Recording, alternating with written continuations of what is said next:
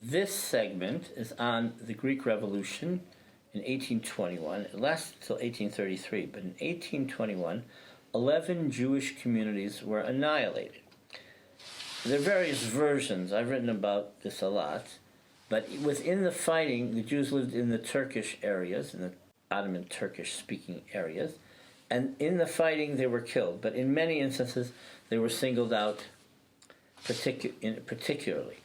Now, the revolution was organized in Romania, and also that group of rebels, they were also very anti-Semitic and exacerbated the Jews. But because it was a progressive revolutionary movement for a resurgence of the modern Greek state, you had many Philhellenes, friends of Hellenism like Lord Byron, or Jews, and later the Gasters, for example, who commemorated the Greek Revolution.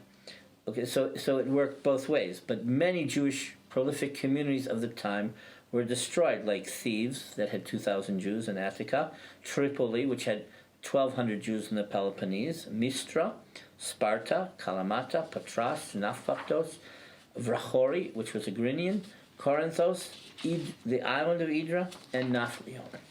You have a map here of showing various areas. There might have been one or two other communities, but in general, I talk about 11 communities. Maybe Pyrgos and Argos had Jews also. Now, Stephen Bauman, he didn't accept the fact that the Jews were intentionally massacred in many places. I think because he's done different research, but he notes one intentional massacre. Bauman claims that despite the fact that many Jews were killed, he says they were not targeted specifically. Such a tragedy seems to be a more side effect of the butchering of the Turks of Tripoli, the last Ottoman stronghold in the south where the Jews had taken refuge from the fighting, than a specific action against the Jews per se. However, Bauman noted, in the case of Vrachori, which is a Grinion, a massacre but that's on the inland above the Peloponnese, a massacre of the Jewish population occurred first, and the Jewish population in the Peloponnese, regardless, was effectively decimated, unlike that of the considerable Jewish populations of the Aegean, Epirus, and other areas of Greece. But at that time, they weren't. The rebels didn't reach that far, and they didn't succeed against the Ottomans.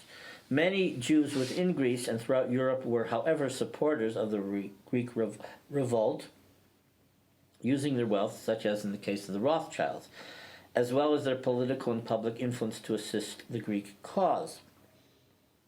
Following the state's establishment, it also then attracted many Jewish immigrants from the Ottoman Empire as one of the first states in the world to grant legal equality to the Jews.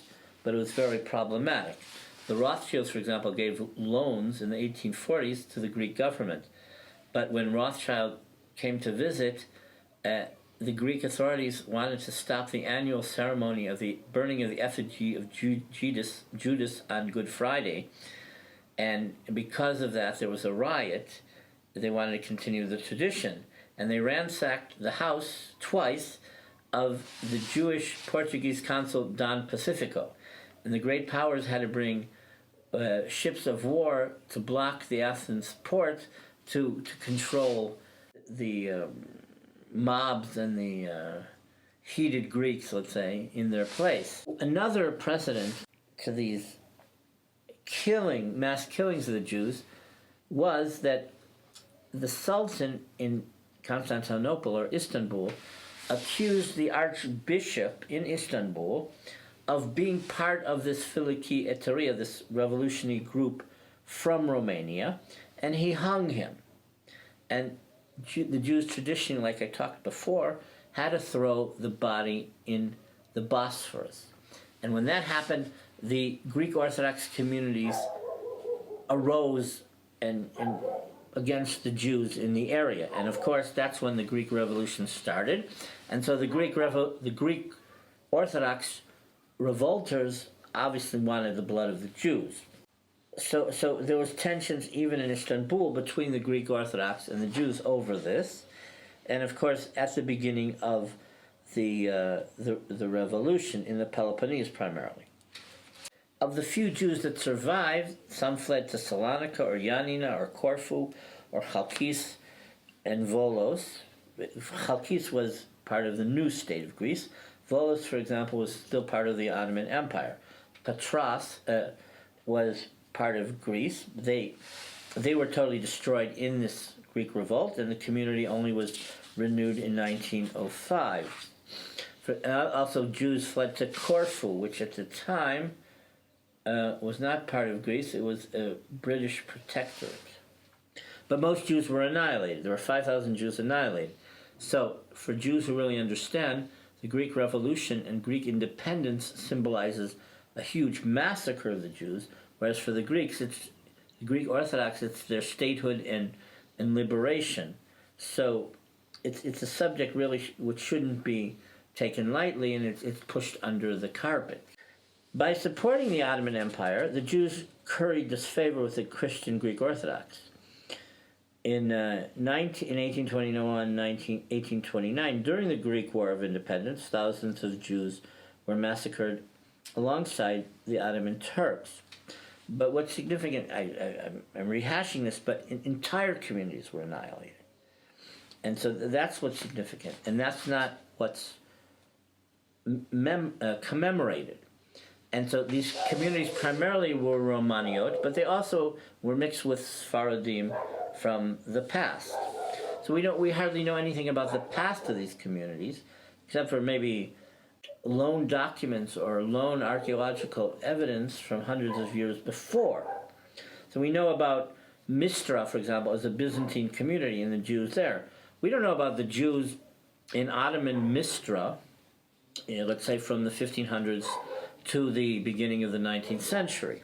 Thieves, for example, this is a picture of Thieves in 1819. It's mostly known as a classical archaeological site, but it was an active Jewish community. Most of the 5,000 Jews who died, or let's say the plurality, were 2,000 Jews in Thieves. There's no trace of the Jews of Thieves whatsoever, no memorialization. And we can't forget this, because later on it had an impact on relations between the Greek Orthodox and the Greeks and the Jews, because you just can't brush annihilation of entire communities. We dwell on the Holocaust, but earlier periods are forgotten and brushed under the carpet.